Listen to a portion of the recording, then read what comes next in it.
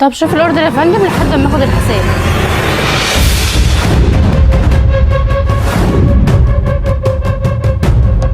اوكي كمل الباسورد لو سمحتي. 4 اصفار. 4 اصفار. تمام. حضرتك اتاكدتي من الحاجه؟ تمام. ده تمام قوي، كل حاجه كمان باينه. عملت ايه؟ اي خدمه. الله ينور عليكي، كل حاجه تمام بالظبط. تسلم ايديكي. عينينا. بس انت ما قلتيش هتعمل بيها ايه؟ انا قلت لك ما تساليش، خد اللي اتفقنا عليه اتكل على الله. دي بس؟ ده انا جايبه لك فيزا فيها الوفات. هتاخدها وتمشي ولا خدها منك؟ لا وعلى ايه؟ اللي يجي منك احسن منك، ده انت بخيل. احسن مني برضه؟ مش مشكله عادي زي الفل. نلحق بقى نخلص الموضوع ده. ايه يا ريم كنت فين كل ده؟ كنت بجيب الاوردر ده يا ماما. هو احنا مش هنخلص من الاوردرات بقى؟ معلش يا ماما، ده اخر واحد. طب ودفعتي ثمنه ازاي بقى ان شاء الله؟ من الفيزا بتاعتك. يا لهوي عليكي يا ريم. خلاص بعد كده ده اخر واحد تجيبيه. حاضر يا ماما. تمام؟ ماشي. ماشي يا قلب ماما.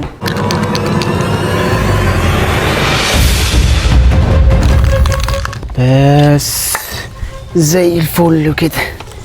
نطلب لنا بقى ايه، عين على اي موقع شوية حاجات ونخرب بيته وبيتها.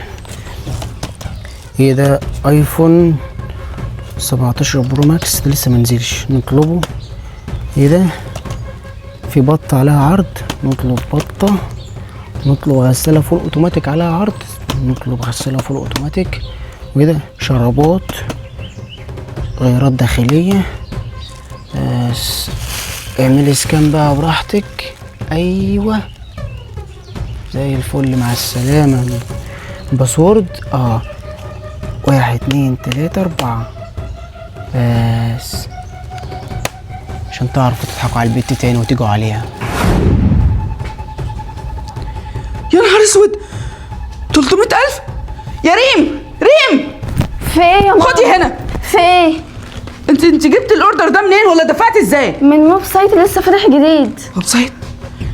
وريني كده، وريني الزفت ده. اهو يا ماما. في ايه؟ ده اتقفل. اتقفل؟ يا نهار اسود. يا نهار ابيض.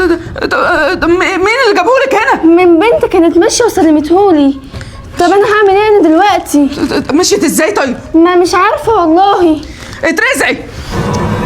يا رب اكرمني يا رب اكرمني. في فلوس وقعت منك يا استاذه.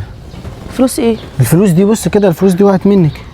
لا انا بص يا الفلوس دي دي فلوس كتير قوي. انا هجيب الفلوس دي منين؟ وقعت منك. مالك انت بتعيطي ليه؟